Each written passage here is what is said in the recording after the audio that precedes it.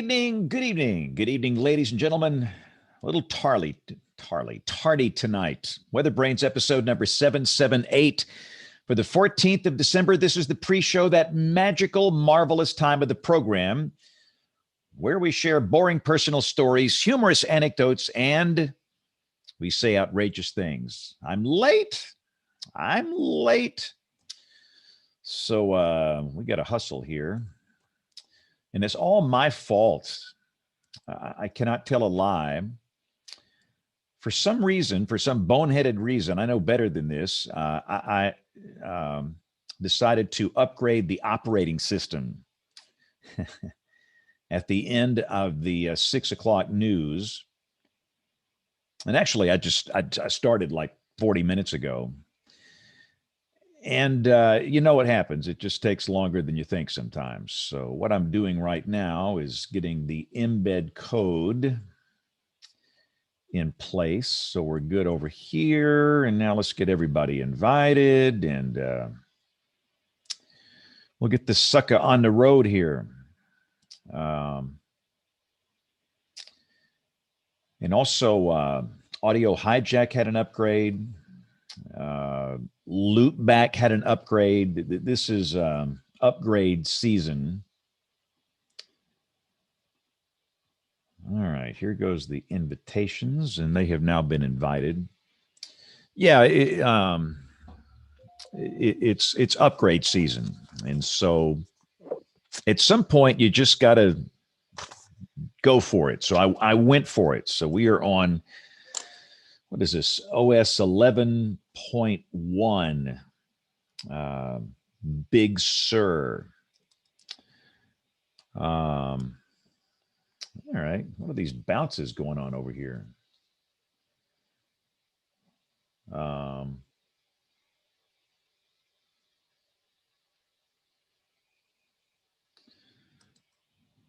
Somebody just bounced.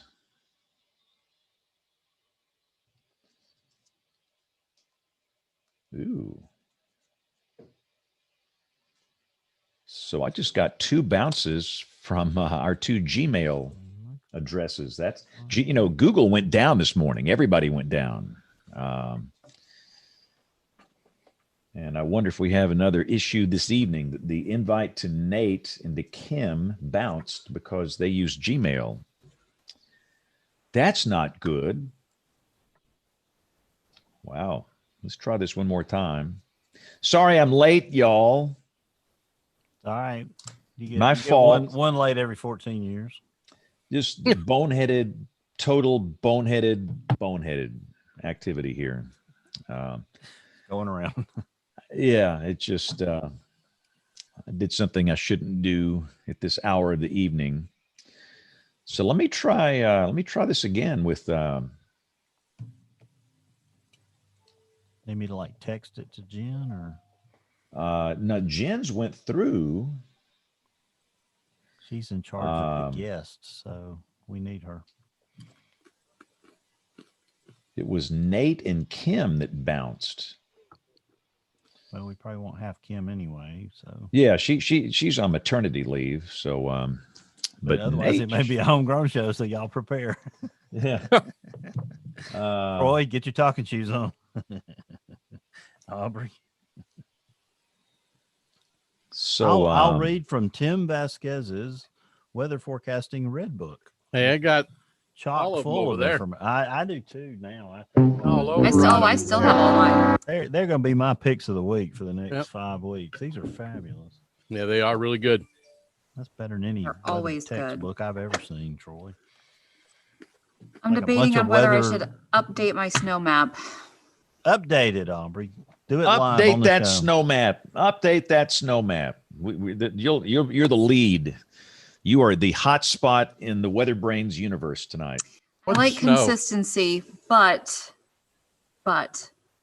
So you're going up on the numbers or going down on the numbers? So when I tracked out the low from this morning and what happened compared to what the models had, it was slightly more to the east than a lot of the models had 2 days out. So which I buy because I don't think that that freezing rain mixing that the graph is throwing out and part of the NAM is throwing out is going to be in my area. I think that's going to stay east of the Blue Ridge. When we're a CAD wedge, it doesn't happen. So I'm thinking if it shifts a little bit more to the east, I may have to move my highest totals in the northern area slightly more to the east, and that's my debate right now. Ooh. How much I'm y'all just gonna glad get, it's Aubrey? Were you and not me. I'm going 4 to 8 for most of the valley, and then 8 to 12 plus with up to 18 inches across the Alleghenies and northern. Oh man! I know. If I leave tonight, can I beat it there? Can I get there? Sure. I think I might have Brett, a couple of storm chasers staying with me tomorrow night as they position for Wednesday. So Here comes Jen. So you're saved. We're saved. And hers is a Gmail. We're always glad to see you, but we're really glad to see you tonight. Yeah. Yes, and I Gmail has just been sent the acting link. really, really wonky tonight. You know, it totally went out this morning for 30 minutes at like 6 a.m. Central Time. Yeah, I mean, yeah. all Google services were gone for about 30 minutes. And the email invitations I sent out bounced everybody with a Gmail address here about 5 minutes ago. So I didn't realize the Weather Service is so tied into the Google thing. Boy, that was they're about to have a stroke at 6 o'clock this morning as well. yeah, what's so IT bad? hack. It's like I do a segment on the morning show. So the way I dial into the IFB, I use Google Voice. Mhm. So I went to Google Voice and wasn't working. I needed to pull up a photo from the big December 14th, 1997 snow that I have stored in where? Google Photos. Go to Google Photos. Just like the whole segment cratered, and I realized my dependency on these cloud services is almost scary. Yep, you're right. Mhm. Me too. And there was a lesson to be learned there. Let's see. Scott, can you hear us okay? Perfectly fine. How about here? Oh, loud and Well, Sounds that's great. too bad, Fantastic. Scott. So Yeah. Sorry. yeah, we apologize, Scott, in Organized. advance. Just making Troy look bad. Don't you apologize until you hear me talk for 4 minutes. Yeah. So James, right. a point of order tonight. If you'll run that spot twice, maybe at the beginning and the end of the weather roundup, that'll make that nice and tight. And then I'll mention it as my pick of the week also. So it's. Do you want to learn to analyze and forecast? Yes. That one? If you'll run that at the beginning and the end of the weather roundup, I think that'll keep us from having to hand it off in the middle. Okay. All right. Well, let's get this thing going here. Oh, great! A new version of the soundboard is ready. We're not going to update that one right now. Yeah, that would be very dangerous. Yeah. Yeah, I have updated way too many things here. This I've is had more update updates Monday. lately that have completely screwed me over. Oh, and Yeah. I just Oh, quit yeah. updating things. just I'm say through. no. Yeah. I'm going to go back to Windows 3.1. Yeah. Windows XP. Yeah, XP, baby. All right. Here we go in 5, 4, 3, 2, 1. I don't know. Let me change that. Here we go in 5. False start. 5, 4, 3, 2, 1.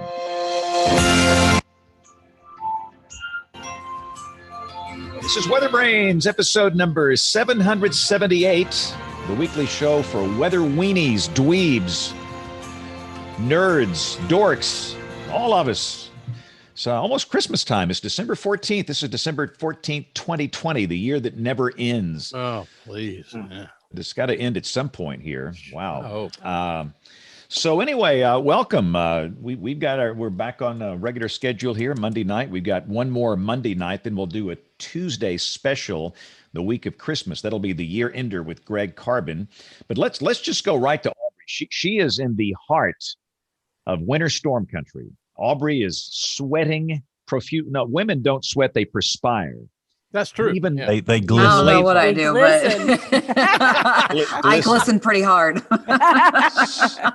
So she is glistening out a forecast tonight. So let's just go right to this winter storm here. Let's just get it out. So how much are you going to get in Harrisonburg?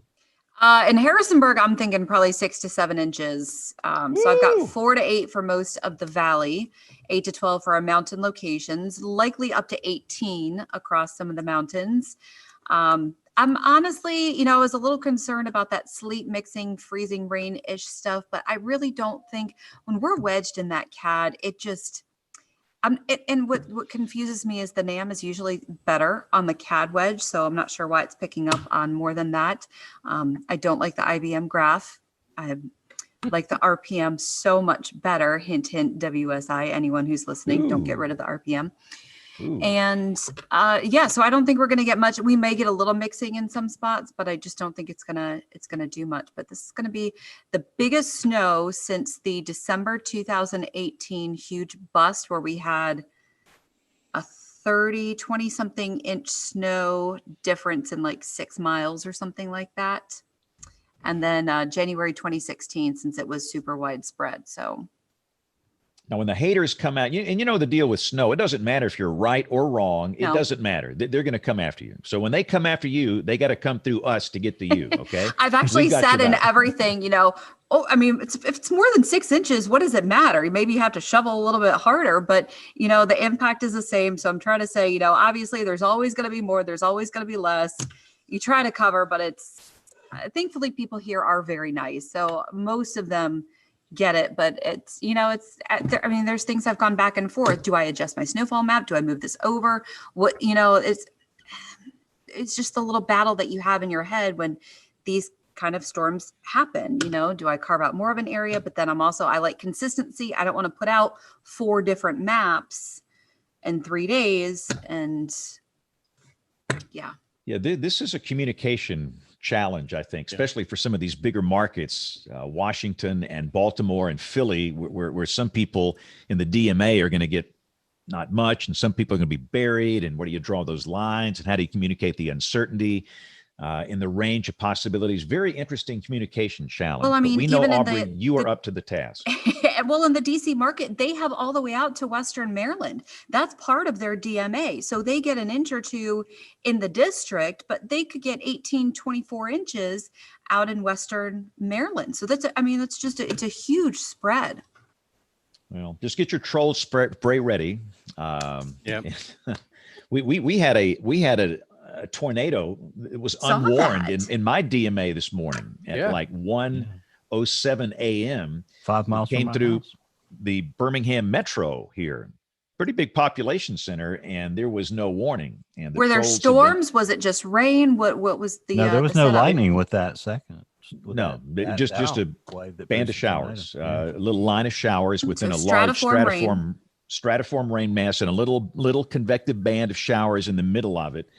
And it will be an interesting case study to go back and look at it. But all of a sudden, a TDS popped up, for a couple of volume scans, and it went away. But it was an EF0 tornado that, thank goodness, we didn't have any injuries. But that made for an interesting morning, a night of no sleep. But that's that okay. actually happened up in the DC area. We talked about that at one of our severe centers. It was up where in Charlestown, where the casinos are, and it was stratiform rain with fog. And all of a sudden, they showed us the security cam video, which is not public, and you could see it just kind of come down for some 2x4s, and it was the most bizarre thing. But of course, up there you have the Potomac River, you have the Chesapeake Bay, and you have a lot of different bay breezes. But yeah, it was stratiform rain, and just this circulation popped out of it.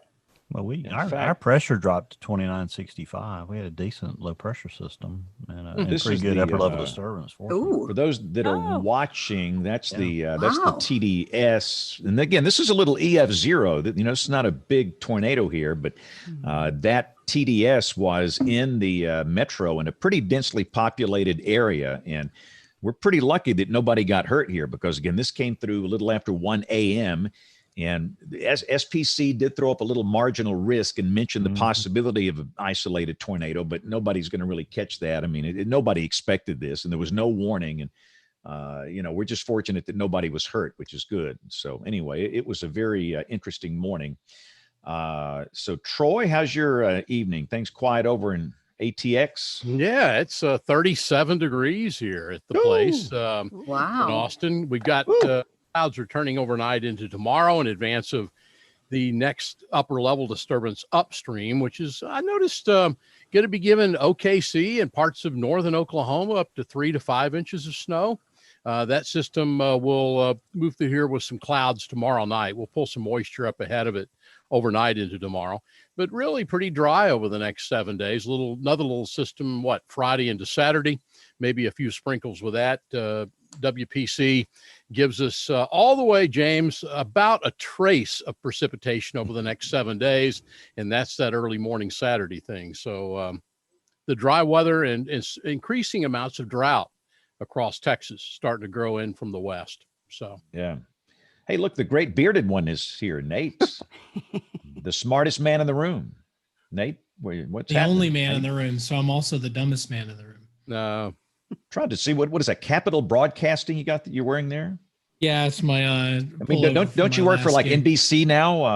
I do, but Capital, they took care of us every year at the long-term luncheon or the Christmas lunch or whatever. We'd get together and they'd give us like a pullover or an umbrella or something nice, and it's comfortable. And it's we're getting some of that Troy Kimmel air up here. It's supposed to be in the I don't know how late it's supposed to get tonight, but don't think we get out of the 40s tomorrow, and maybe a couple of days later this week where we might not get out of the 30s. So it'll be struggles. So. All right. Well, cool. Let's see. So Bill Murray, I think Jim's going to introduce our guest. So Bill, so you got a new set here. What's the deal? Is this something new? No, I don't think. Where's the same old one? No, I got so tired of hearing about it. So I just, no, really the point today was I have a wireless mouse. And so this Apple mouse requires USB to charge it.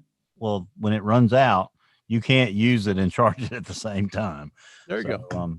So I had to take the MacBook Pro out of the docking station here and just use it. So different view though. It makes you what Bill is trying to say. His deal with Peloton ran out. His well, it was just a test, James. All right. Well, Jen, let's introduce our guest and let's go. I'm excited about this show. Go. All right, me too.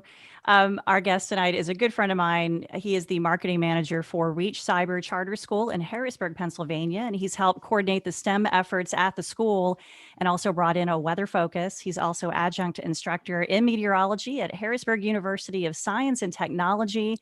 And you can find him in the backyard filling in on WNEP TV, the ABC affiliate in Wilkes-Barre, Scranton area. My friend and fellow Penn Stater, Scott Stuccio, welcome to WeatherBrains. Hello. You're excited to hear from me. That's an honor. Yeah, I am excited. Yes. I love it. Good to be here. Good to see you again. Good to see you.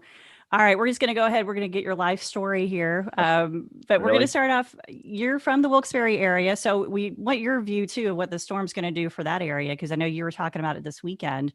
Probably pretty good snow for Northeast PA, but let's start with your life early on. You're the youngest of four. You have three older brothers. Right. And that is right. Most of us got our weather interest when we were a kid. So was that the same for you? Or did you get your weather bug when you were little? Yes. I'm just making sure everybody has their pillows ready and their alarm clocks to wake up after the story. No, it was 4 years old. Thunderstorm outside, stop sign blows over. I'm in front of the window like this with my chin on the glass. Mom's ripping me away from the glass, telling me, get away from there. They hate storms. That sealed it for me. Even when I was in second, third grade, I was bringing home books on weather while my classmates are bringing home books on, I don't know, comics, whatever was going on back in the 70s and 80s. And it just sealed the deal for me. I just loved it ever since. I wanted to do that since I was first or second grader, and didn't want to do the TV part, wanted to do the background part, but ended up going in front of the camera and been there. Be 25 years this year with a couple of breaks in between. That's awesome. And were you the only one in the family who wanted to do weather stuff? By a long shot. Yeah. By a long shot. Yeah, my oldest two of my oldest brothers are district managers for franchise restaurants, and a middle brother is he's actually down in not far from where you were, Jen, in McDonough, Georgia. He lives, so he's down there enjoying life. Sister-in-law works for a major bank, and he's not making it, but he's reaping the benefits of it. So yeah, I'm the only one that did the science route. So you went to Penn State, which I'm very grateful for. We were classmates, and I'll tell you, I could not have made it through school without Scott. We worked a lot together, and weather is hard, and he helped make it easier to get through some of those classes. And we both graduated in 1995. So why Penn State? Excellent. Recognize the red cup. Yes, absolutely. So why Penn State? And tell us a little bit about your time there, the skills that you learned, and all that. Obviously, the reputation. I mean, it was great, and it was cranking out Mets for I'm not even sure what the percentage was of hiring out of college back then, but it's still just as high, if not higher than it was back then. The fact that we had a local campus was great too. I lived 5 minutes from the Wilkes-Barre campus, so I was able to begin there. I did get accepted at University Park, opted to do the 2 years here first, which I think really helped in many ways. The class sizes were smaller. You can get that differential equations course out of the way with just 2 people in the class, as opposed to 200 some. And I think the only negative about it was the fact that if you go to University Park as a freshman and you live in Irvin Hall, you've got a lot of the inside track on the exams and a lot of the studies that everybody did, which I think that put me behind the 8 ball a little bit. We had to play catch up, but that's why I did it. That's why I went there. It was awesome. Had some great advisors. I was able to get a little bit of an in by taking 1 summer course before I went out there for the last 2 years. Actually was about ready to start a master's degree, and the television station came calling in the summer of '95. So it was that's the way the college career went, but I'm glad it wouldn't change it for anything. Yeah, tell us about that story, about how you got that offer. What you were on the golf course working right after college, right? I'll throw this out to everybody, and I know the guest isn't supposed to speak during the introduction. I had so many things I wanted to say, but I have to just plant this on everybody's mind, is to try to imagine either your financial advisor or a specialist surgeon or something like this getting a job this way, starting out their career this way. I literally have no idea how this happened, because this was the dawn of the internet in like the early to mid 90s. There was no Googling and finding about anything out about people. But I had worked at a golf course for 7 years, just to make my side money, while I was, in the summers and, late springs and early fall. I had the station general manager and chief meteorologist that year play at the golf course I was working at. Everybody recognized this guy when he walked into a room. So I was able to you chat with him. They played their round. They came in and they said, "Hey, didn't you graduate from Penn State? Don't you have your meteorology degree?" I'm like, with knowing, how the heck are these guys knowing this? And I said, "Yeah, I did. Any interest in television? We need some help." I said, "No." That's the last thing I wanted to do. I really wanted to go and do forecasting. And the National Weather Service had an office in Wilkes-Barre, Scranton at that time. And there was a big, restructuring of the Weather Service offices that year, which kind of put me out of commission at the time of getting right in where I wanted to. But I said, "No, I really don't." And it took a couple of weeks of encouraging and a little bit of trickery to get me to come in and meet people, see the place, and see what the TV world is all about then, 25 years ago. And I did it. I went in June. It was a month after I graduated, and I enjoyed it. So there was a Saturday, I think it was a Saturday, July 15th. I don't remember what day it was, but of the week it was. I ended up working, helping out, just learning on doing graphics and drawing the graphics on the old, I forget the AccuWeather system they had that year, but my goodness, it was the old pen mouse that was connected by a cord that wide, horrible, like 800-pound computer monitors that you had to just slide and turn. And I was doing the gentleman that was doing the weather that night said, "Why don't you practice?" It was after the 6 o'clock. "Practice, do my graphics for the 11. This is also before the, having news every hour. We had a 6 and 11. That was it. I did it. And 10:30, 10:40, 10:50 came around, and this guy didn't come back yet. And I'm calling around trying to find out where this guy is. The production room, control room's looking at me like I'm from another planet. All of a sudden, the anchor comes in, starts micing me up. "So we can't find the guy. You got to do that." And they put me on the air. My to do word. it. And I ended up doing the 11 o'clock news and that night, and I filled in for the next 6 months after that. They knew I was ready from day one from just practicing. So again, You got here, set up. here's a knife. Do this brain surgery. Yeah, that was it. That was the start. And I did enjoy it. I didn't enjoy the way it happened. My mom's calling. God love my mom's 87, still going strong. And that year calling and say, "Oh my God, was that live?" No, we recorded it. So that's it. That was the start. Oh, wow. That is great. So 10 years, right? About 10, 12 years at 22, WYOU. Yeah. And about 13. Yeah. about 13. The Mhm. cool thing about it is while you're there, you get to meet my brother who is working at WBRE, the NBC affiliate, Billy, and you guys are best buds. And in fact, you're pretty much part of the family because my nieces and nephew call you Uncle Sup. So, I mean, you are part of our family. And so tell us about your career. What are some of the highlights working at WYOU? First winter storm was 96.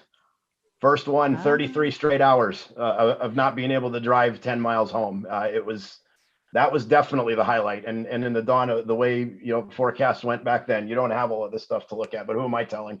It was incredible to be on the air that long and providing the updates. 2 weeks later, 60 some degrees, 3 inches of rain, and we get the Susquehanna River flood of 96 right after that. So January of that year, I mean, that's for sure the highlight. And then we had, I believe it got down to the negative single digits 2 nights after the flooding, which, I mean, it's bursting people's foundations of their homes. I saw damage I never want to see ever again in my life. And it's something that, you can't even fathom. People with 4 or 5 foot cellars that are just a wall of ice, bursting their homes apart from the bottom. Just incredible stuff. That was absolutely if you call it a highlight, forecasting that, reporting on it, and then just, going back and looking at this thing. And, we're coming up on 25 years of that in just a couple of weeks, actually. Mm-hmm. So I would probably consider that the big highlight, having to learn as a fill-in, basically being trapped there, forecasting this stuff with their team was nothing short of incredible. I'll never forget it. Yeah. So right there at the beginning part too, you tell me about a couple of tornado chase trips that you were able to make.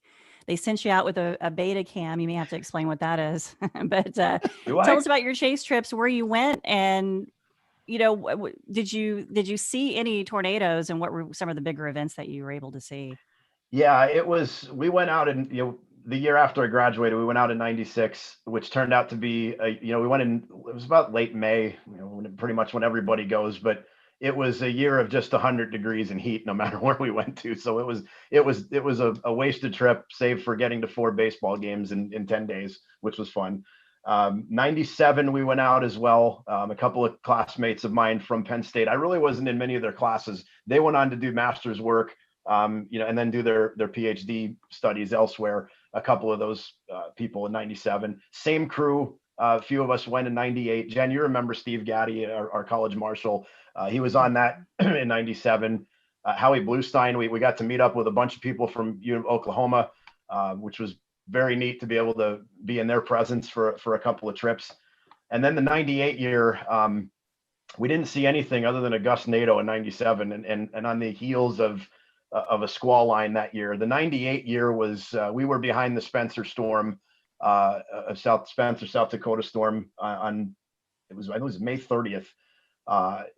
We've ended up in town about 40 minutes after it went through. We couldn't get to it based on where we were, but it was, I've driven through, one of the U.S. routes that goes north-south, parallels 29, was like Whitecaps on either side of the road with how much rain came down. And we were just making sure to get to safe, dry ground. And by the time we got there, we passed some damage that was, tire and trees, and it just completely stripped trees, and halfway up snapped off trees, just grass ripped out. And we got to Spencer, and we saw this big crowd of people walking out of a movie theater. It didn't, the one part of town got spared, barely a small part of it though. It was on the northern side of it where it was more populated, that people were coming out saying they got rushed out of a restaurant into the movie theater's basement. And when the sirens went off, but there was nothing left of Spencer. I still have the Argus Leader newspaper article from that day that we just missed seeing a big part of history. So that was, we had one EF0, it was F0 back then, that we saw in the 97 trip, but the 98 one, we were right there. We just missed it. Wow. So you spent you said 13 years at 22. This is what back in 2007, we were talking about how you kind of started getting a little antsy and you started thinking maybe there was something else, and you're kind of looking around at what's going on, and you're like, maybe there's something else. So your career took an interesting turn. Thought you could tell us about what you did, and you kept your foot in weather, but you also went a little different direction too. Yeah, always kept the mind in the science. Always wanted to keep doing this again. When you don't stop doing it when you've wanted to do it for so long. So yeah, I played hockey for many years, just intramural. And then we had the professional Penguins come to town in '99 when Pittsburgh decided to plant an AHL affiliate there in Wilkes-Barre, Scranton. And I got to know a lot of the ownership of the team. I got to know the officials that did the stats off the ice and on the ice.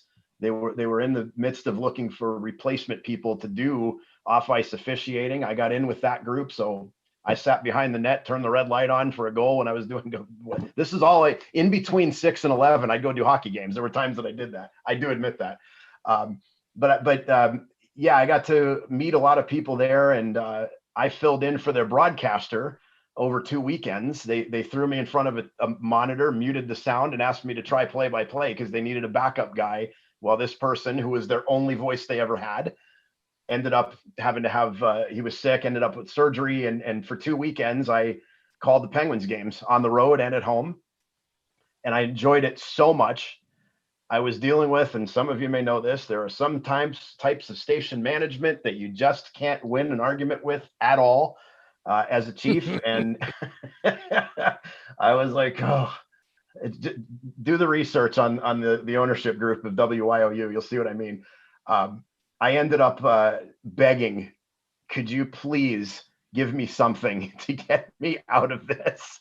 As much as I wanted to keep doing this, the weather, I just could not handle the bossing and the micromanaging. And they ended up they had a marketing position. They ended up creating that, emphasizing 70 times that it pays nothing like what you get, even though he had no idea what I got at the time.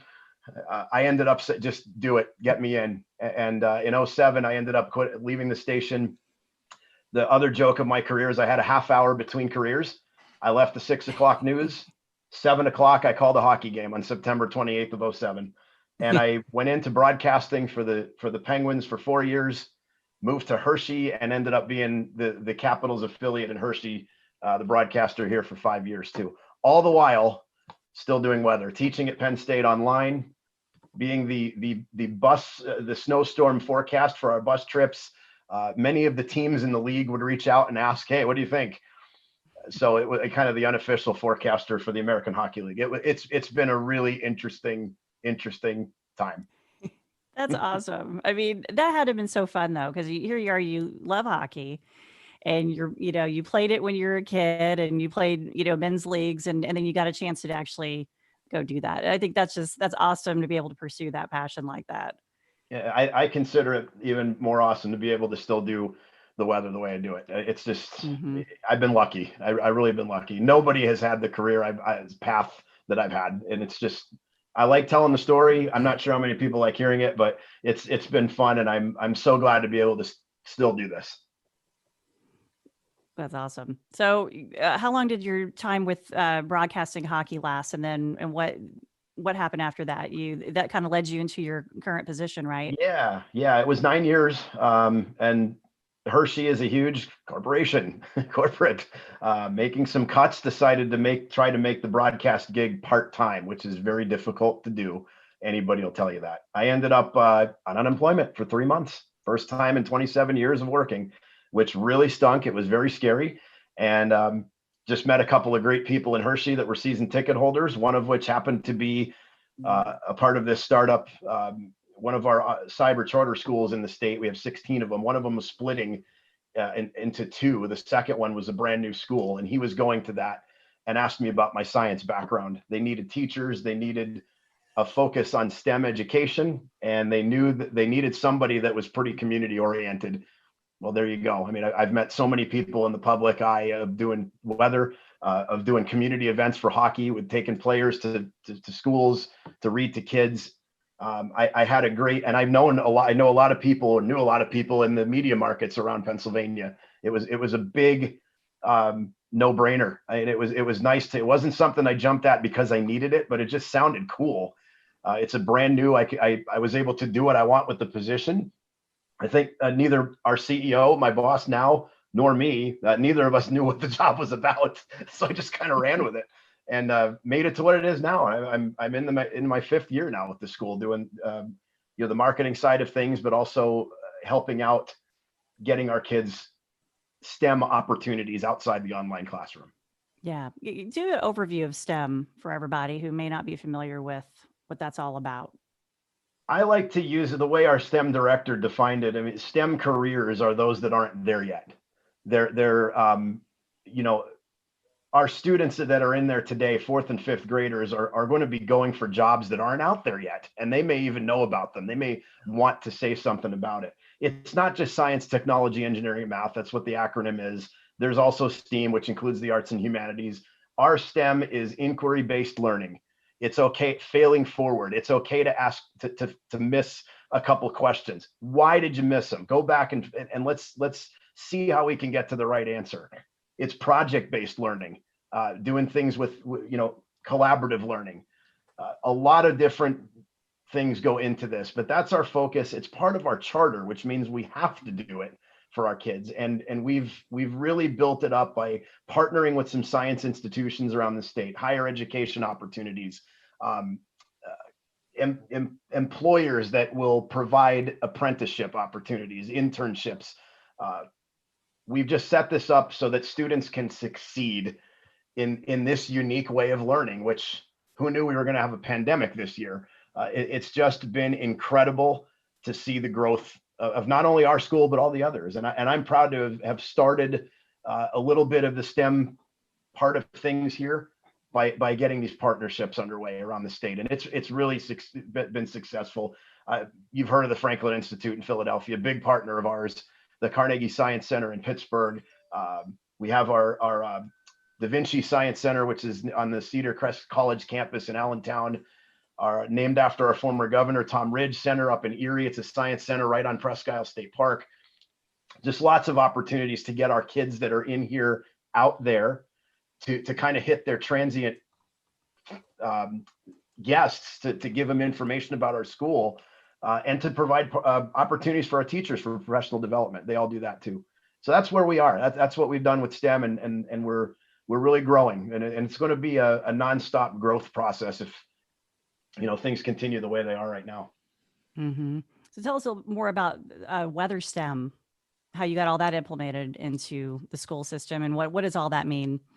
Well, that's a classmate of ours, Ed Mansouri's company down in Tallahassee, Florida. He's all over pretty much. You click a map of Florida, you'll see every camera that's down there. The Weather Channel uses a lot of their cameras too when there are different kind of systems coming through. But it was he put a couple of these systems at Penn State University. And I just happened to say, what is weather STEM? I just want to ask about this. And our colleague, John Neese, basically introduced me to it and said, you probably know the guy that owns the company. I'm like, oh yeah, Eddie. So yeah, we got him up here. We put a system in for our kids, and it's just another opportunity that our teachers can use the lessons that are in there. They're different every day because the weather's different every day, and our students love it. And it was nice to be able, we had a couple of news stations come over and feature that when they were actually here doing the installation. That is cool. And you're going to start a new meteorology course, right? I did at the unit. Yes, I was. When I was teaching at Penn State, having left Hershey, there was a change in academic affairs directors and leadership at the Wilkes-Barre campus and some of the other Commonwealth campuses that they decided that a meteorology course should not be taught online. Figure that out. That's what I was told. We do not want a meteorology. Well, this needs to be in class. Really? Well, look what we're doing now. Imagine where we are. So I ended up just having to, I would have had to basically take a course, an online course that teaches you how to teach an online course. That's what they wanted us to do in a nutshell. And I had no part of that. So I ended up approaching it. Harrisburg University is a big partner of our school. They're a STEM university here. And I said, you guys, you need to offer some more general science electives for your students that are undergraduates. And, what better way to do it than a science that affects everybody, a student in every major. And we do it. And it's not only United States, they have a huge international student population. So we could bring in a lot of their stories from wherever these students are coming from. We had a great first semester last spring. And then, of course, this that semester transitioned to online with the shutdown. Enrollment was hit really hard, so we didn't do it this semester, but we're going to return in the spring. And then we're creating a basic introductory forecasting applied math type course for next fall that would require the other course as a prerequisite. That's what we're doing. It's just a little startup and giving some students an opportunity to do something different. That is cool. And this is an interesting school too. I had to do some research on this, and we were talking about it being the world champion in esports. Explain. And then I found out that their varsity team is actually called the HU Storm, which is awesome. But I have no idea what that was all about. So what is that? You're asking the wrong person too. Right? Bill, do you know what this is about? Esports? Well, it's big in the city of Birmingham schools. They've addressed it because usually my kids are upstairs playing away on Fortnite or something, but they've taken this into the schools, and they're playing it as a competitive athletic type deal, and these kids are really good at it, and they're having a lot of success with that process, and it's engaging these students on a really high level. So I think it's working. I haven't had opportunity to pay a lot of attention to it, but I was excited to see them doing that. Have you seen these tournaments that they do on Twitch? Amazing. That's where ESPN is going to be. Listen, the Super Bowl audience is just tiny compared to the numbers they generate over here on Twitch. And a lot of old people like us, we don't even realize what's going on here, but this is serious. This is serious business. It's seismic shift. It really is. Yeah. It's not necessarily just gaming. I mean, apparently it's teaching teamwork and collaboration, and that's right. Yeah. What James said about there's a science center downtown called the Whitaker Center that has an IMAX theater. That's their gaming screen, if you will. That's their tournament central. That's their arena.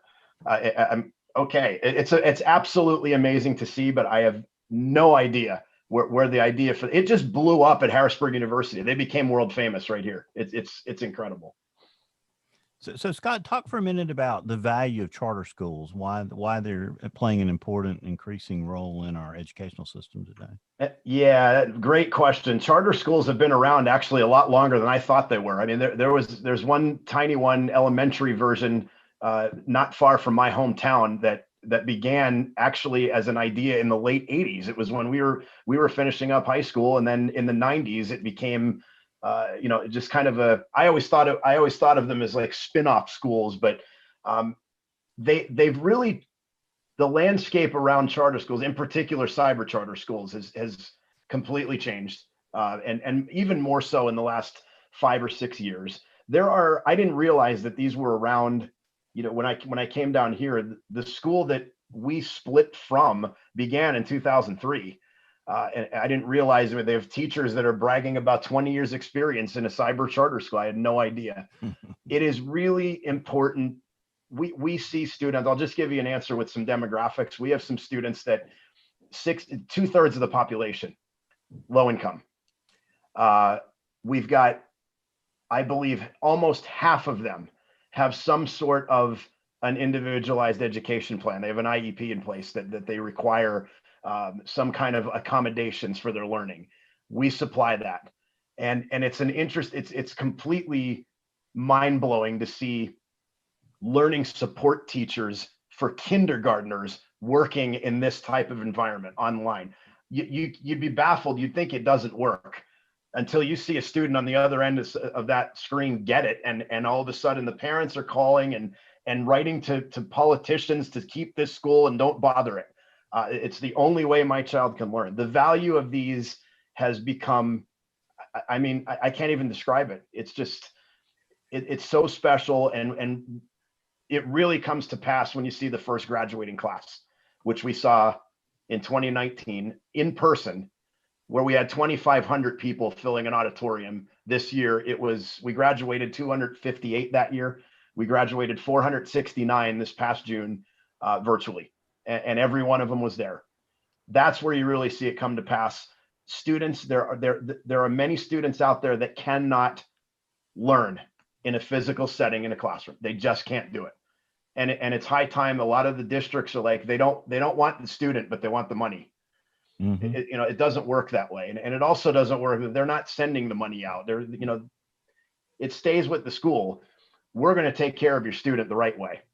And that's where we really see the benefits of it. When we see the success stories, it's not for everybody. Some students are coming in this climate right now. It's not for them. Right. When the schools open up again, they'll be able to go back hopefully soon. But it's really become increasingly valuable to students that just can't learn a physical setting or take a test in a physical setting, right? And that we have ways of assessing them without putting them in front of a pen and paper in front of them in a closed, 20 student room and put the timer on. It's completely different. And we really see a lot of success out of it now. Hopefully that answers the question. I know it really, for me, it's when you see this group graduate. I mean, so when everything started to break with the pandemic in February and March, you guys were ready, weren't you? I mean, you were ready. Already there. You were distance learning already.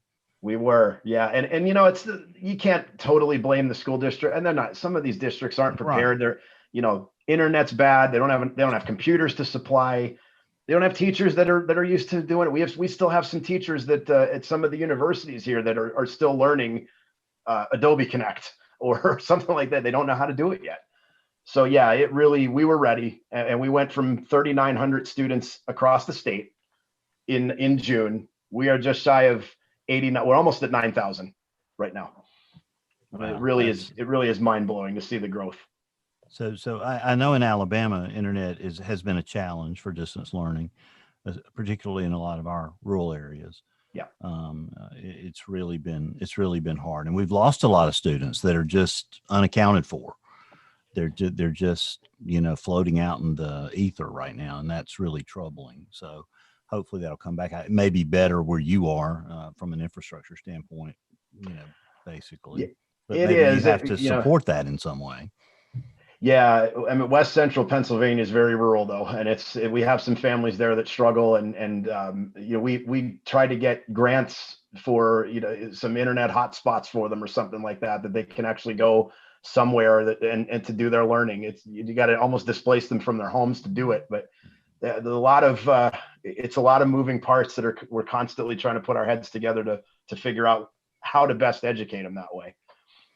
So I guess that you've incorporated weather into some of the different grade levels curriculum, I guess. Talk about some of the success stories you've had there. Our sixth grade here in the school system that we belong to, Vestavia, has a really energetic set of science teachers headed by Diane McAlilly. She's been on this show before.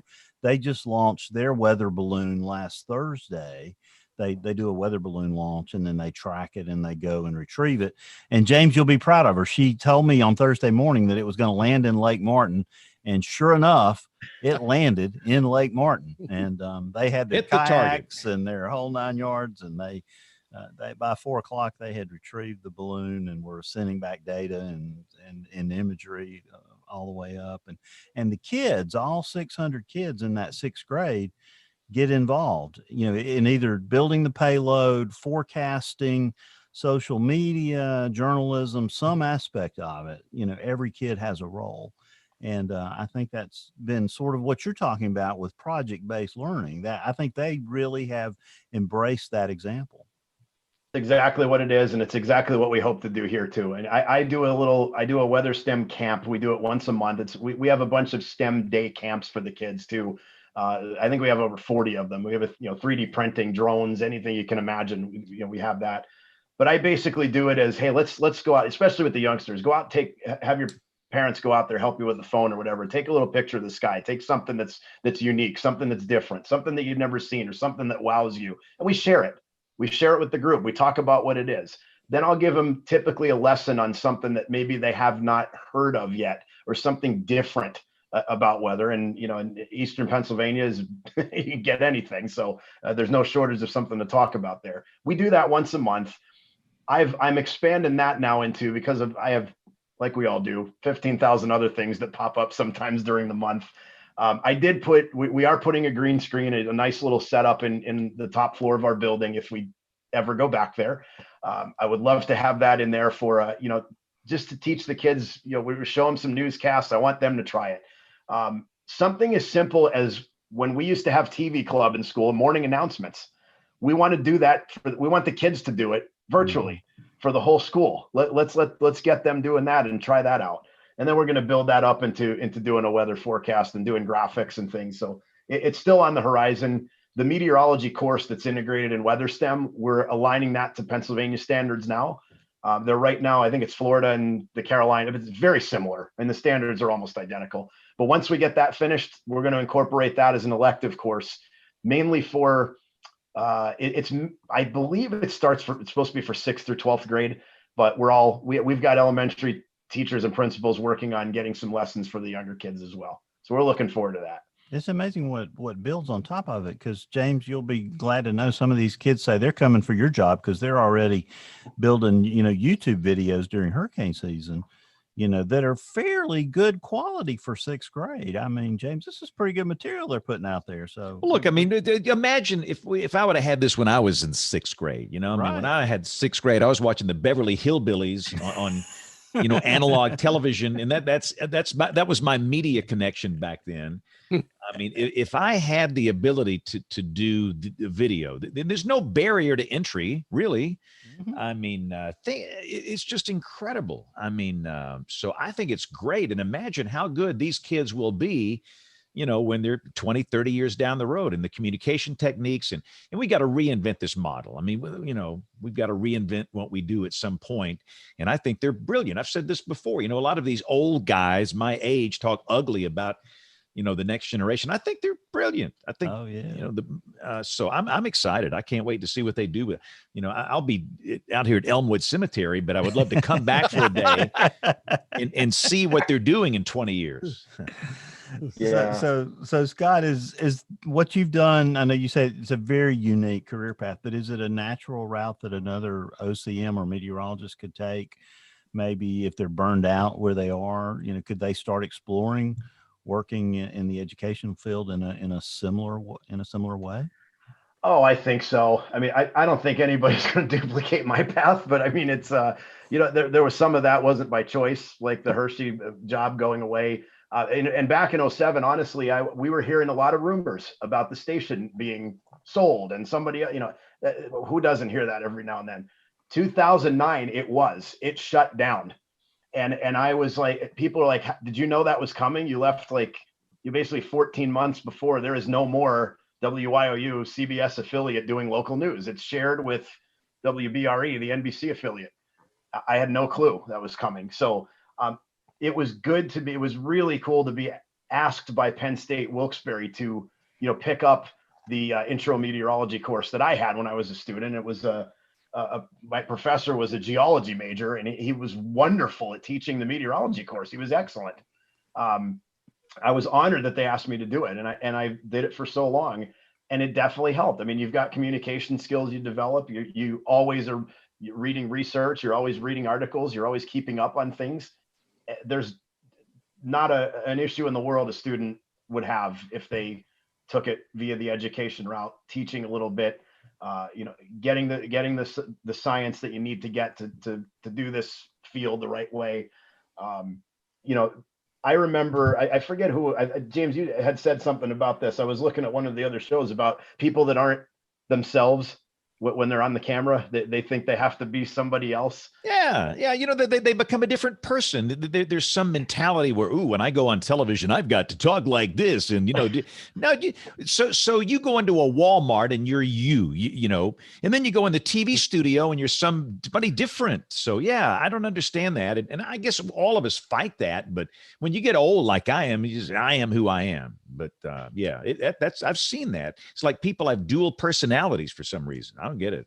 But I think the kids that I'm seeing in our school, and I'm just saying that I don't think that's happening. They are who they are, and they're not going to change that, and nobody's going to change them. So I see that in our future and going that route of teaching and doing the science. There's so many different options for meteorology now too, compared to that. And it was that I had a choice of weather service or master's degree or television, and I had an opportunity with the National Weather Service. I just would have had to go somewhere I didn't want to live for 2 years. That was it.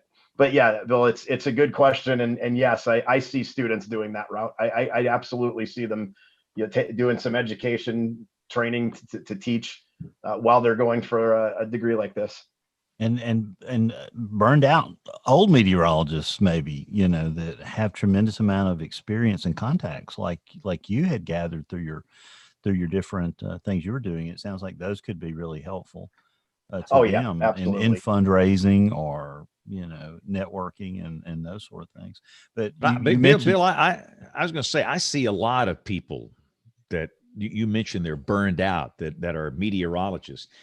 They're looking for a career change, and a lot of these people are in television, and they just don't want to change. They don't want to. They're tired of all the challenges. And I think, what Scott is saying is that there's hope beyond television weather, right? I mean, goodness. I mean, he's living it. Yeah. I mean, and I just think it's great. We are capable of doing other things. I mean, you were a hockey guy calling hockey games. I mean, I want to talk about that. Don't get too far away from that. No. So, I mean, I would love to talk about the hockey stuff too, because I called a basketball game, Bill, on the Alabama Crimson Tide basketball network. You did not win. I did. Cool. I had more fun. Is there a recording of this? No, I don't think so, which is probably good. This was a long time ago. Wimp Sanderson was the head basketball coach. And what happened, the University of Alabama play-by-play guy, the guy, Paul Kennedy, he was hung up in Tampa at some bowl game. This was around New Year's. And something happened to the travel schedule. They couldn't get back, and they couldn't find any sports guy around here to do it. And Stipe called me. So I went down there and called a basketball game, and I had more fun. I'm thinking, at first it seemed so weird, but why pigeonhole us? We can do other things. I mean, I think it's great that you did that. I mean, goodness gracious. I had a chance when I was in Abilene to do public address for a college team for both baseball and basketball. And I remember the first time that we were actually trying to get a minor league team in Abilene. And I talked my way into doing PA for that game and just had a blast. And the coach was like, well, hey, we need somebody to call our tournament here. Would you be interested? And I'm like, heck yeah. So I show up and, start doing this. And we're probably 2/3 of the way through the game and we'll catch a break. And somebody comes by and says, by the way, I'm going to need you to fill out some tax forms. And I said, tax forms? Oh, you're going to pay? What do you need tax forms? He says, well, you get paid for this. I'm like, you're kidding me. I'm having a blast and I get paid for this? Exactly. This is great. Yeah, that's exactly right. So I'm surprised, James, they didn't call you for the Alabama-Arkansas game. I mean, I guess they had Chris Stewart standing by, but maybe you didn't do such a good job. I sent Stipe a text. He's the executive producer of the network. That when the voice of the Crimson Tide is COVID positive, and so he's home and he couldn't do it. And I said, you know my number. I'm just saying. And the phone never, ever, ever rang. So that speaks volumes right there. There you go. Well, that's funny. It would have been fun to hear you do it, although Chris Stewart did a great job. But and the gentleman that James is referring to, Scott, is the Alabama broadcaster Eli Gold, who started out as a hockey announcer. And the reason that he eventually ended up in Alabama was we had a minor league hockey team. Well, it wasn't a minor league hockey team. It in the WHA, which was a major league hockey league back then, the Birmingham Bulls. And we had a local announcer, but when they traveled to Canada, they contracted with Eli to do the games. And the difference was night and day. God love Gary Sanders, James, but he was built for UAB basketball, not for hockey. Hockey's a different ball game. It's not even a ball game, I guess, but it's a different sport. So, I mean, obviously you knew the rules of hockey and that sort of stuff.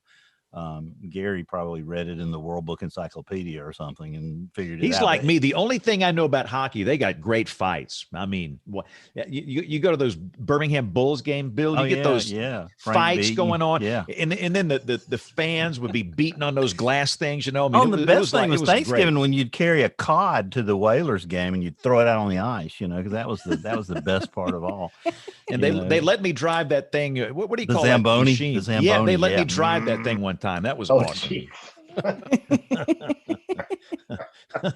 Yeah, I could. Hey, I look at it this way: ad-libbing in front of the green screen doing weather is the best medicine to broadcast hockey games because it's all off the cuff and it's fast, and you're in a short period of time. That's how I looked at it. It helped me. Maybe you can stay late tonight and explain offsides and icing to me, Scott, and we'll be in good shape. You mentioned our friend Dr. John Neese. He's one of my favorite people. How's he doing these days? He's doing well. He's doing very well. I know his position has been going up and up and up in the department at Penn State, but he's doing very well. We golf once or twice a summer. I believe your guest next week is one of them as well with him and Paul Markowski, who's my classmate from Penn State as well as Jen. So really good guy, and it just been such an influence on me from his days of basically. I've seen him on it when he was on our local NBC affiliate before he went to the Weather Channel. And of course he worked with Franklin Institute. So I was able to catch up with him there. Wonderful guy and one of the most unique, enunciators and ways of getting his point across that I've ever had. I actually had him as a guest lecturer once. I don't remind him that he's that old, but he's doing very well.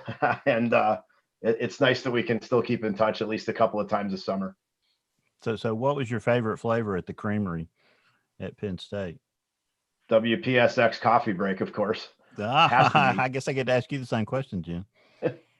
Peachy Paterno for me. I was going to say Peachy Paterno. That's I've been there once, and that was my favorite too. It's awesome. No question. I guess you don't go back far enough, Scott, for the 1985 tornado outbreak, right? Or were you? Oh, the May 31st. Well, it was in northwestern Pennsylvania, of course.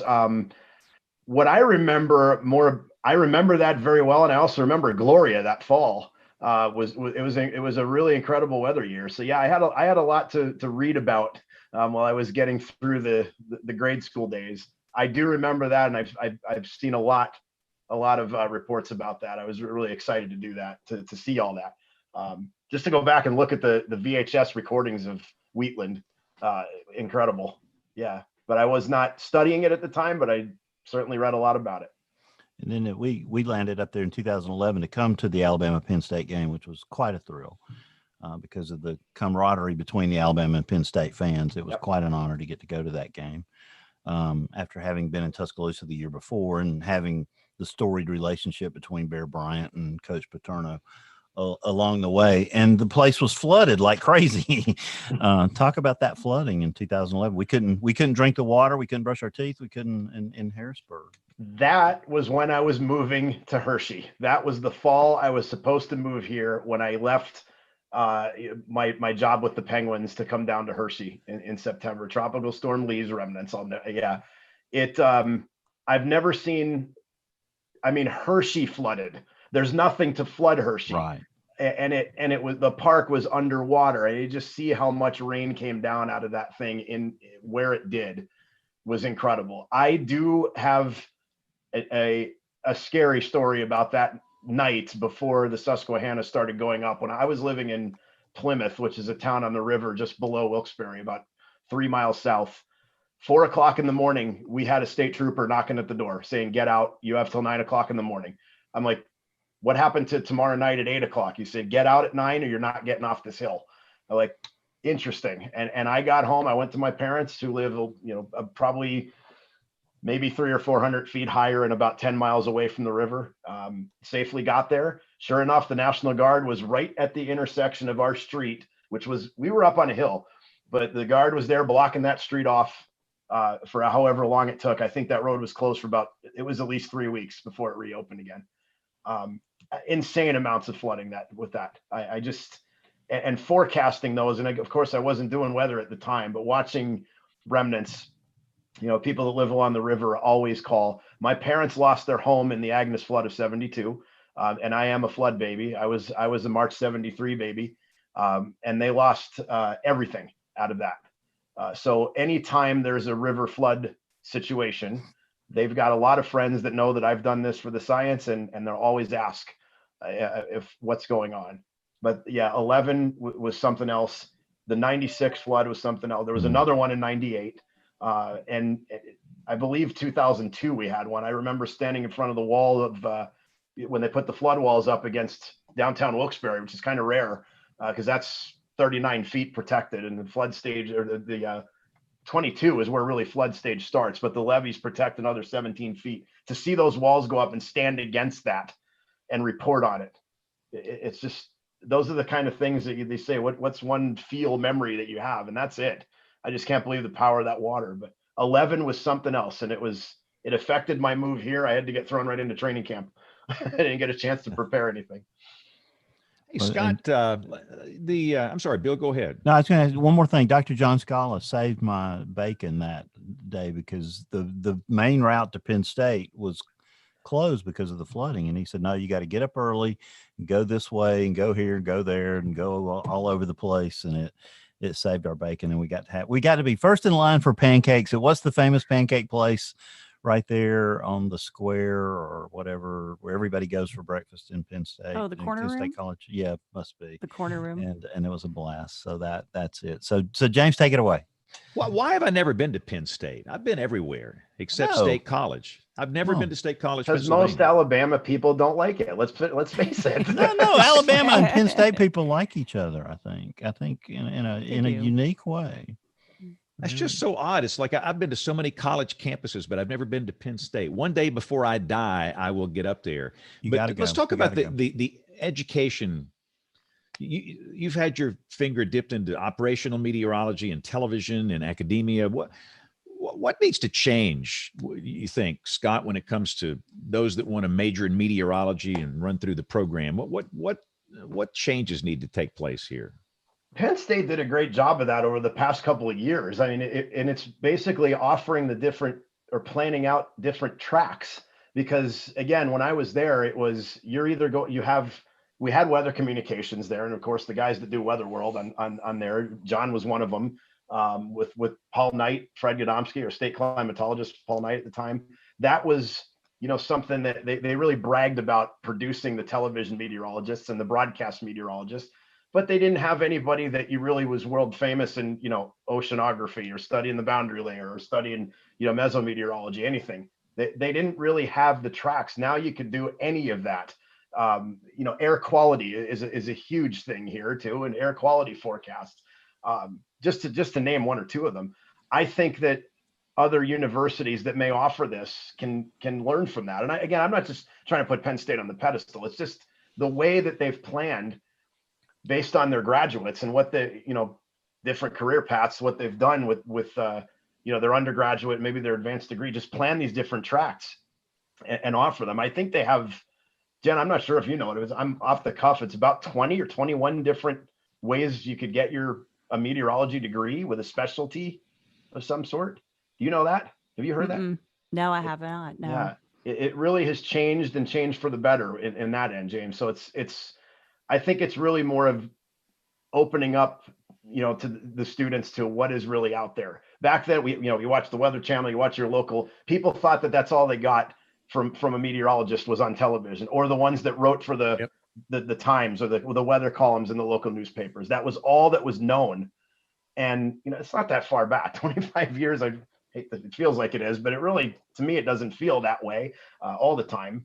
I think that they need to just open up a little bit more different pathways for students. Markowski will definitely be able to tell you that too. I mean, they've done I mean, they have their own storm chase class of students that he takes out there every year in the Midwest. So just opening up the students' eyes to something different besides what they are accustomed to seeing. But I think now, Scott, that's not something we've really seen. Academia has been in history rather rigid in what they do. And I think what you're speaking of is the program diversifying.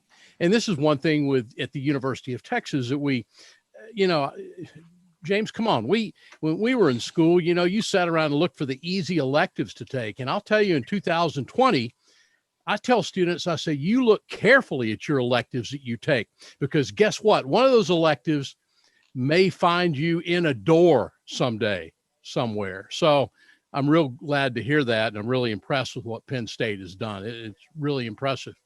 Yeah. And, I see these kids want to work for the National Weather Service, and think about all of the competing applicants that you have. And you have to have this diverse set of skills. Yeah. They're going to look for somebody that can come in there and write computer code, whatever language, they can do it. They're looking for somebody that can step in there and work, social media of all things. It's become important if you work in the National Weather Service. You got to have some communication skill. They're looking for, the GIS people, all of this. And the more skill sets you can have, the better chance you'll be able to get that first job with, the Weather Service, if you're looking for that. And quite frankly, the same in television. So I agree with Troy. At the same time, James, oh boy, I'll avoid the soapbox here a little bit, but go. Let's try to remember that we are forecasting the weather, and that's something that I think sometimes that we see that suffers because of all the rest of stuff that broadcasters have to do sometime, and frankly, National Weather Service people have to do sometimes. And I think you have to figure that out. But I also worry about the art, if you will, and the science of weather forecasting. I worry about that a little bit. No, and I've said this on the show before. We all have 24 hours in a day. There's only so much one person can do in 24 hours. You could be the richest woman or man on the planet, and you can't buy a microsecond.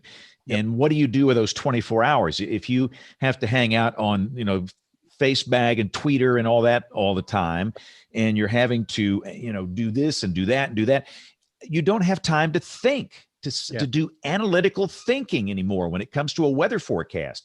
And I will be the first to admit, there are days I am in that position. If you, like Aubrey right now, she is under a lot of pressure to deliver an accurate forecast with a major snow event for her region. And this ain't easy. You think it's easy? Yeah. You put yourself in her chair tonight, and you go on Channel 3 and you tell the world where those snow lines are going to be. And this is hard.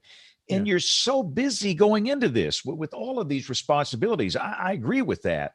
But here's another thing too that concerns me a little bit. And I know this through my contact with some folks, but I'm concerned with the National Weather Service, basically with some of their latest policy saying at beyond day 4, you go with a national blend of models. Field officers have been told that you go beyond day 4 and 5, you go with a national blend of models. Well, guess what? There's still something called the ability to forecast and to be able to look at other things and to come up with something, to go with the national blend of models at 4 and 5 days. And that just, I think you're outsourcing yourself at some point. The computer will take over. But for somebody with 20 years of experience in forecasting, what's that doing? That's a waste. Yeah. What happened to all that experience you just got? Exactly. Yeah. When did this happen? This is news to me. It's something that I'm seeing more and more of, and I've had people from the Weather Service admit it, that days 4 and 5 and beyond, they're being told to lean more heavily on the national blend of models. Or we have enough confidence in that now. Wow. Yeah. Hey, Bill, we got to get Jeff Craven on this show. Speaking of that product, Craven, I think, is in charge of that product, the national blend of models. Yeah. And I would love to talk with him about this. And of course, he might not be able to say anything. I wouldn't. And James, I have nothing against the national blend of models. I commend the Weather Service and Jeff and everyone working on that. But come on, let's trust our humans. Models are not gospel. They are a tool, no more of a tool than any other tool that we have in our meteorological tool belt. Models will drive you off a cliff if you're not careful. Right. And every model is wrong. Every model is wrong. Yeah. You know, it's up to us to pick the good points from them and to make sense of them, because look, you know how the way it works right now. Right now, all you see on the tweeter and the face bag, it's snow maps. That's all you see, snow maps. You know, oh, here's one that shows 27 inches coming off the Japanese model here, and it's what we call weather porn, by the way. Yeah, you got to cut through all this noise and make some sense out of this thing. But anyway, Scott, before we take a break, so a lot of young people do listen to this show that are maybe high school seniors, and they really are hardcore weather. I mean, to listen to this show, you got to be a hardcore weather fanatic. And they listen to this show and they're really serious. They want to have a career in meteorology, and they are on the cusp of, or maybe they're juniors or 10th graders, and they're having to decide a college. Kind of give some advice and talk to them for a minute. You've been down this path. What's your advice for them?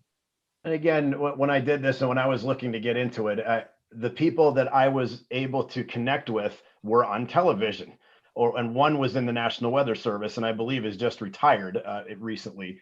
So I didn't have the ability to go and do research on all of these, on the backgrounds of people that were behind the scenes forecasters. I only saw TV, and I didn't want to do it. It was not my first pick. It was my last pick. So how did I get to go and learn how to log in and how to, how the models made it from NCEP to the National Weather Service? How does that work? I had no way of finding out who that was all about, before I got into the end of the 4-year degree work at Penn State. So there's so much more available to students now, to anybody now. There's so much more information out there. All of you have careers that can absolutely influence somebody that's watching this right now. I mean, and all of branch off all of the connections that you've all made.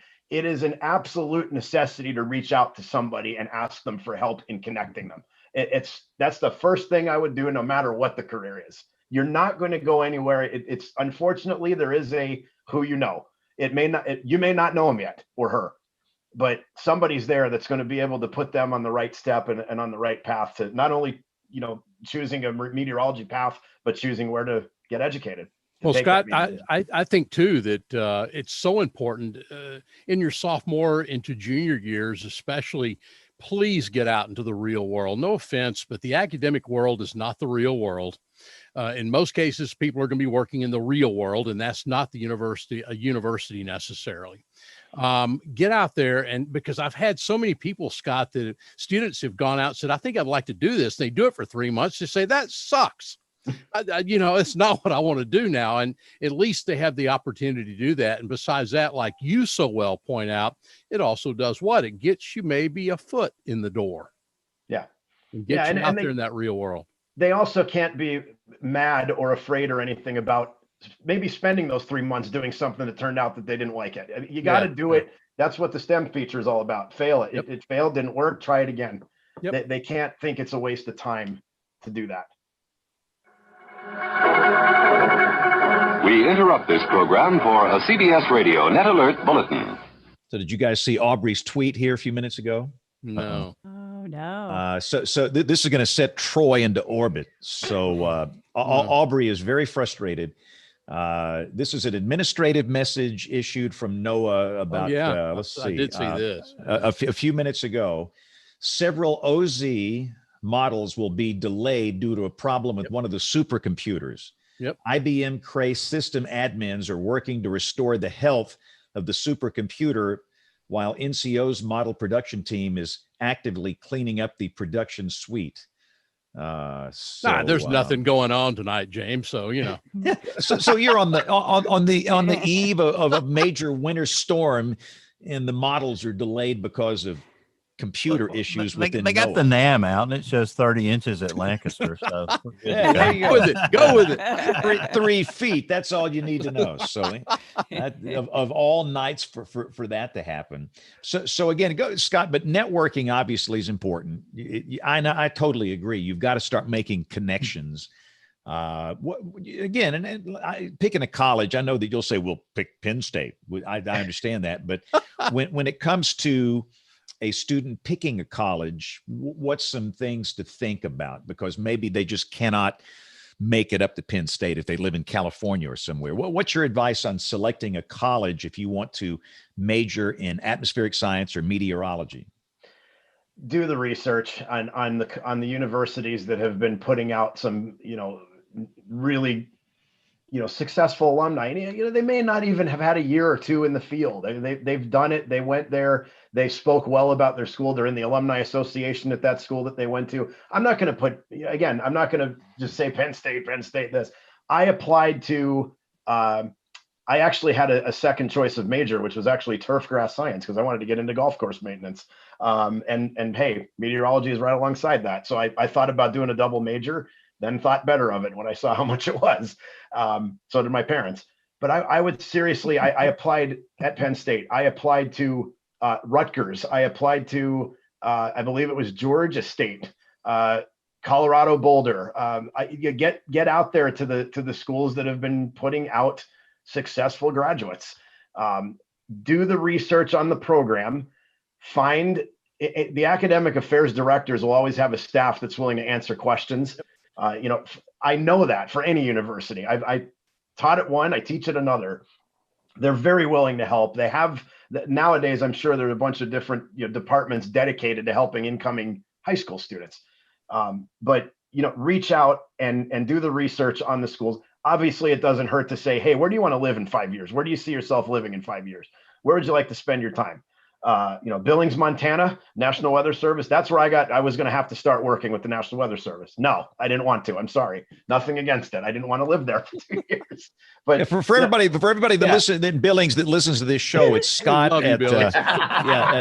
at scott.com. Please, all the hate mail goes to him. I knew that was going to happen, but you never want to single anybody out. But yeah, I think that was important. I have had the rare. I don't know if it's a positive or what, but I was born in Wilkes-Barre, Pennsylvania. I went to school in Wilkes-Barre, not even 100 miles west, finished my school, came back here, got a job in my backyard on the television station, been there. I started weekends, finished as the chief for 7 years. It took me till 2011 to move away from home and move away 100 miles south is where I'm living right now. Did I want to live out of state? Of course I would have. I have a tight-knit family. My parents are elderly. It's nice to be able to be closer to them if they need anything. But for sure, they really need, most of these students have some idea. Some of them say no. Most of them that are in high school have some inkling of what they want to study, and where they want to be, where they physically want to live, and maybe even where they want to study. If you want to get a job in the Midwest, then look up a Midwest school, and there are some great ones that crank out meteorologists. And one more thing, and we got to take a break. What would you say to a high school senior that loves weather? I mean, he or she just loves weather, loves it, really wants to do this, but they are absolutely horrified of the math requirements and differentials. What would you say to them? And again, there are ways around that, and there are ways to tutor. There are ways to get help in math. And yeah, if you're going to do the meteorology the right way, we all know how it's a whole bunch of thermodynamics. It's a whole bunch of calculus and physics. And I wasn't the greatest at that. In high school, I wasn't good in math. When I got to the Wilkes-Barre campus, it was pretty difficult. It was a kind of a lot of stress. It's a college course now. I wouldn't freak out about it. There are a bunch of different ways to get help with it. You want to forecast. If you want to forecast badly enough and want to learn the science badly enough, you're going to have to do it eventually. And there are ways to, again, fail forward. If you don't get the course done the right way the first time, try it again. There are plenty of ways to get help. And hey, I know it now. I can teach it now. Send an email. There you go. All right. You have a helper right here waiting to assist you. All right. Let's take a quick break here. We've got to hear from Tony Rice in his astronomy report. We're going to hear from Jen's This Week in Tornado History. We'll have the weather roundup. If we have time, we'll do an email segment tonight. No, there's a lot of emails. We'll do Pics of the Week and much more as WeatherBrains rolls along. Looking beyond the atmosphere, here's Tony Rice with your Astronomy Outlook. You've probably heard of astronomers like Copernicus and Galileo, and maybe even Kepler. But no scientist stands alone. They all build on the work of others. Kepler's laws of planetary motion came in large part from descriptions of the paths of the planets that were kept in great detail by Danish nobleman and astronomer Tycho Brahe, who was born on this day in 1546. He may just be the most interesting astronomer you've never heard of. Not only is he remembered for the accuracy of the celestial observations, but also for the very colorful life he lived. At age 14, he accurately calculated the circumstances of a total solar eclipse in 1560. He went on to fix inaccuracies in the planetary position tables that had previously been published by Copernicus. Against the wishes of his family, he studied astronomy, not law, at universities in Copenhagen and Leipzig. There he recorded his first observations, the August 1563 conjunction of Jupiter and Saturn. More on that in a moment. It was also at the university where he got into an argument with a fellow student. And that resulted in a sword duel where he lost a chunk of his nose. He wore a prosthetic nose made from brass for the rest of his life. The subject of that disagreement? Who was the greatest mathematician of all time? When he wanted to share the results of his research, he didn't go searching for a publishing company. He was a nobleman, so he didn't just found a publishing company. He founded a paper mill on his extensive estate. There's also many animals on that estate, including a trained moose, which Brahe offered up to race against an antelope owned by the King of France at the time. Sadly, the race never happened, though, because that one-ton elk had been fed so much beer at one of Brahe's lavish parties that it fell down the castle stairs and died. That love of Danish ale would also prove to be part of Brahe's demise. He collapsed at a banquet that he was hosting where he enjoyed huge quantities of beer. After refusing to excuse himself, seeing as impolite to his guests, his bladder burst. He would die from complications days later.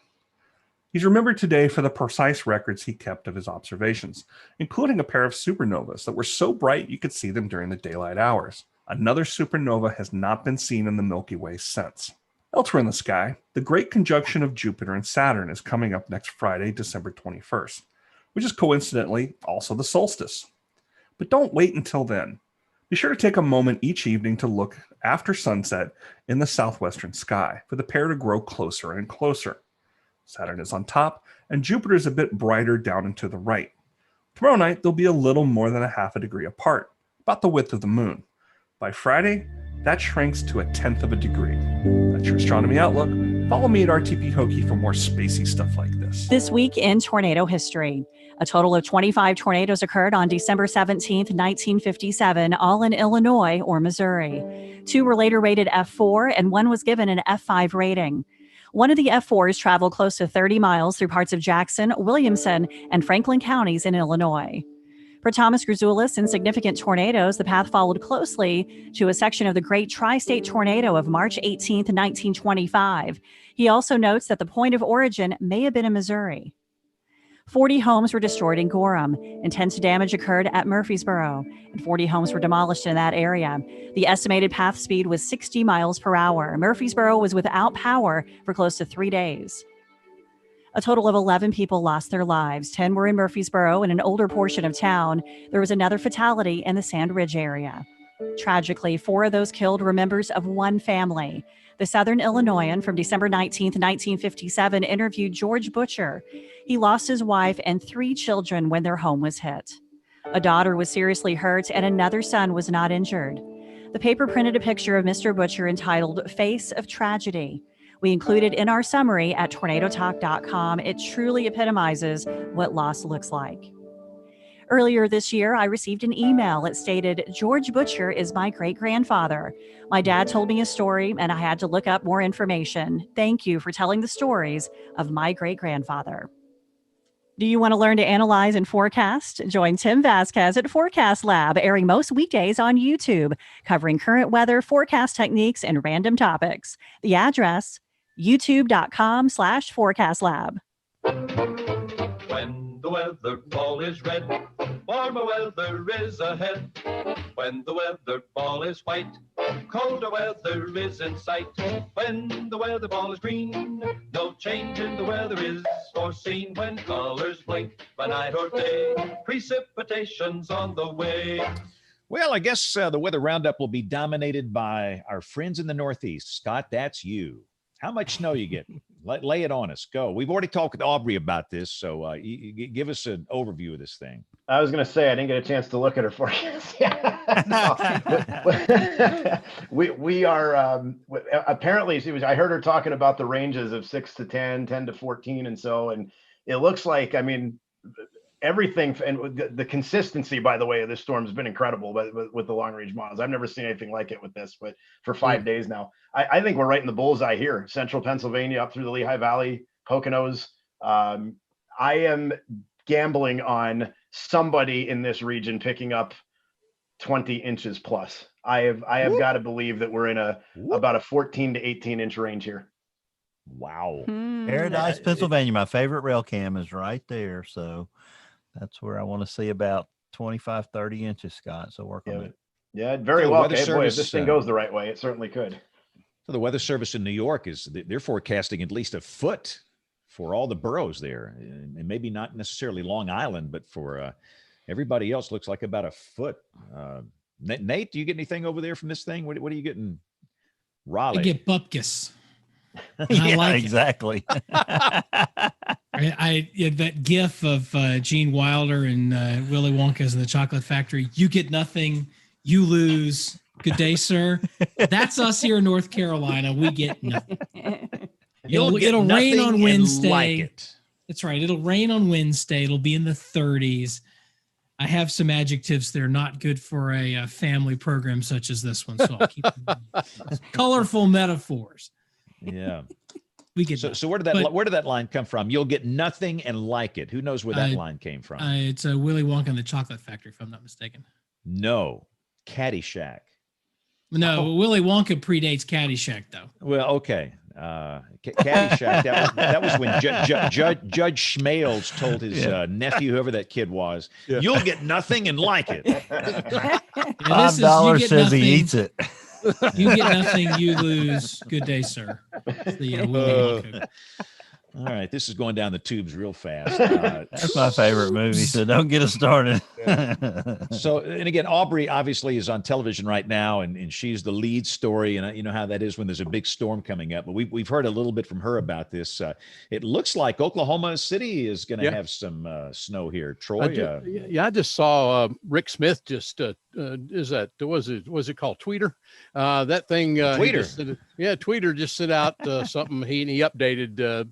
And really nothing new from the WFO at Norman tonight, but they're saying 3 to 5 inches of snow, especially Oklahoma City and northwestward back up there. So that'll be interesting. And what's interesting at last check, I noticed that OKC visibility was down to about a quarter to half mile in freezing fog in the last little while. Their visibility just cratered.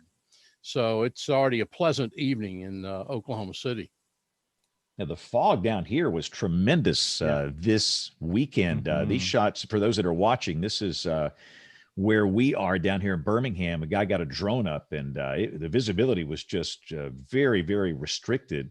Beautiful. And, looked like some of that fog came in. What game was that? Was it the Florida LSU game? The Florida game, yeah, Gainesville. That was where the guy threw his shoe. Was that the game? Yeah, that's right. Throw away your chance to be in the college football playoff. It's the football season that continues to give as well. And by the way, I will say that the show title so far is coming off Tony Rice tonight. I don't think we've ever had Tony do a show title, his bladder bust. I know. I didn't know that was a thing. I always say that, and now this guy was holding it, and his bladder just burst. This was Tycho Brahe's bladder burst? That's terrible. You don't get this on these other weather podcasts. Only on this one do you get this information. Get that on any podcast. That's crazy. So let's see here. And again, down here where we are, Oklahoma, the Interstate 40, they'll see the snow up there with this, what ultimately is going to turn into this big nor'easter.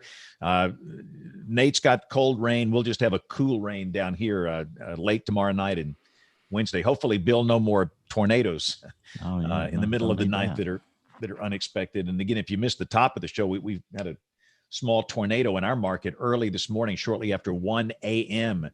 That's a rude wake-up call right there on a late Sunday night, early Monday morning. But anyway, that's pretty much what's going on around. Hey, James. Yes. Just got this. I won't ask for the news bulletin, but we just got this in at 33 after the hour. The IBM Cray system admins have fully restored the health of the supercomputers, and the model production team has cleaned up the model suite. They'll be delayed, the models, by 1 to 1.5 hours. Okay, we'll ring the bell. Do you want to learn to analyze and forecast? Join Tim Vasquez at Forecast Lab, airing most weekdays on YouTube, covering current weather, forecast techniques, and random topics. The address, youtube.com/forecastlab. All right, so let's do picks of the week. Again, Aubrey is got a major storm coming up, and she probably cannot jump back in here, so we'll do the email next week. Let's do picks of the week. This is that time we go around, everybody shares something weather-related. This can be a website. This can be, anything, a book, hardware, software, you name it. So let's start with Jen. Jen, what's your pick of the week? I wanted to share the summary from the tornado history I just did, so everybody could see that photo. That is one of the most haunting newspaper photos of Mr. George Butcher after he lost his family, and just the look on his face of just horror and shock. And so I wanted to share that summary as my pick. And please go look at that, because tonight, Jen, I had a look at that after you sent internally before the show, and that's truly an amazing picture. It really is. Yeah, it's amazing how a still photograph can capture the emotion of an event like that, unlike video. And then to get the email from his great grandson, it was amazing. It was something else. Okay, so and again, all these pics will be up on the website, weatherbrains.com. Nate, the great bearded one. What's your pick of the week? I found out last week that the great country of Scotland, they call their salt and ice trucks gritters. Love it. They also name their gritters, and you can track them online where they go when they're gritting the roads, and they have some of the most awesome names ever. I'll give you a small sample. One is called Sprinkles. Another, Spready Mercury, homage to Freddie Mercury. I love it. BFG, the big friendly gritter. And for all of you James Bond fans, For Your Ice Only. Yeah. You gotta click the link, and you gotta, like, every time I look at this, I find more of them that are just awesome. And now what I'm trying to do is to figure out how to get the Philadelphia Flyers hockey mascot Gritty involved in this somehow. It is a crossover potential made in heaven. Awesome. That's too cool. All right. So my pick, it's a link to WPC's WSSI Winter Storm Severity Index. Have you guys ever used this before? It's an interesting product, and obviously down here at these lower latitudes doesn't affect us as much, but considering what's happening in the next few days, it should be interesting to watch that. So again, it's a link to their WSSI product, which is the Winter Storm Severity Index, which I want to say they've got 5 categories in there. I've not checked tonight to see what this one, if this has gotten up in that level 5 category, but I know it's up into the level 4. So that's my pick of the week. And Scott's awfully close to that, by the way. That part of Pennsylvania is southeast Pennsylvania. Ooh. All right. So let's see. Troy, what you got, man? Another really, I thought it was pretty cool. Looked at it, NOAA press release, and it actually was back in November 30th as we wrapped up at least what we think is the end of the hurricane season. Nice little press release featuring Jim Cosson, who's an atmospheric research scientist over at NOAA, NCEI, and Center of Weather and Climate, and a lot of questions and a real nice infographic in regard to the 2020 tropical cyclone season. So I just thought it was kind of a neat piece and worth a look. Awesome. And Nate, I saw your note about wanting to share your screen. I honestly don't know how to enable you to share your screen. For those that are watching, it says the host. Make host. It said the host turned it off. Nate, you realize if he does this, the lights are going off in New York City. So rename, allow to multi-pin, spotlight for everyone, chat, report. That is just so weird. I don't know how to do that. I thought I was a Zoom expert, but apparently I'm not. So Anyway, all right. Let's see, Scott. We've stalled long enough. What you got? Go. Well, Jen put me on the spot for this. I'm sitting here Yeah. talking for an hour and a half. I had to think about something. But since we brought up our friend Dr. Neese, I'm sure everybody has seen this at some point, the Philly area weather book. He autographed it for my parents. But in particular, chapter 3, which is entitled right off of the beginning, Tough Forecasting on the Edge. It's all about December, January, and February snow forecasting, which we could all take a lesson out of. And I think it's going to define this part of the state very well by the time we get to Thursday morning. Is Philly, New York really going to get the big snow? Are they going to sleet as well? And where will the bullseye be? But classic stuff in there, and that's my pick. Awesome. Good deal. All right. Nate tried. Let's see if I pulled a button here. Let's see if you can do it now. Ooh, I have options here. Stand by. Let's. Yes. See, It's if you like. Hold on. I have to go turn something on my machine. Stand. Okay. Well, Bill, you do your pick, and then we'll come back to Nate. Go. Yeah, James, my pick of the week. And first, I want to thank Tim Vasquez for his sponsorship of the Weather Roundup. If you don't watch Weather Lab and you love meteorology, you need to get over there and watch that. He does it every weeknight, most weeknights. But current weather forecasting techniques, data analysis, as only Tim can do it in about 12 to 15 minutes every night. Some cool music, some good drone video. There's always something good on there. But my pick of the week is his weather forecasting red book. This is an outstanding reference book. It is just literally full. I mean, literally chock full of rules of thumb, methods, forecasting techniques. It needs to be on the shelf of every meteorologist by their workspace. I mean, it's amazing, from observations to indices to cloud satellite plotting, tips, techniques, NWP decoding, a great glossary. You can't beat it, can you, Troy? And next week, and we got 2 shows next week, James. So we'll be busy. 2 shows, two for one special. We should ask Scott to come back as a panelist with Dr. Markowski and who's the other guest, Jen? I don't have my screen pulled up. Oh, I can't think of his name. It's one of the students who has a paper about tornadoes, or did some tornado research. So that's going to be a marathon show. That's going to be a lot of fun. And then we'll turn around on Tuesday morning and talk to Greg Carbon, sort of have the year ender there as we go through his top 250 weather events of 2020. So it's going to be a little bit expanded for this year. Okay, well, good deal. Well, again, we are going to be in a hard out situation here for a while longer. So I hate to stop here, but we got to stop because I got to go over this reconfigure to do television here. So listen, thank you all for listening. Move the Christmas tree. Yeah. Thank you guys for watching. WeatherBrains is typically on the air every Monday night at 8 o'clock Central, 9 o'clock Eastern.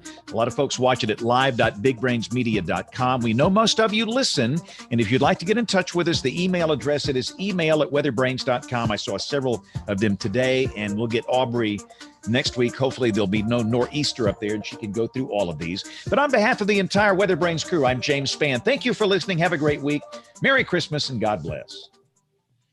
Great show, Scott. Thank you for being Thanks, Scott. That was fun. Setting it up. Yeah. I hope so. Thank you, everybody. That was a blast for me. It was for us too. Come back anytime.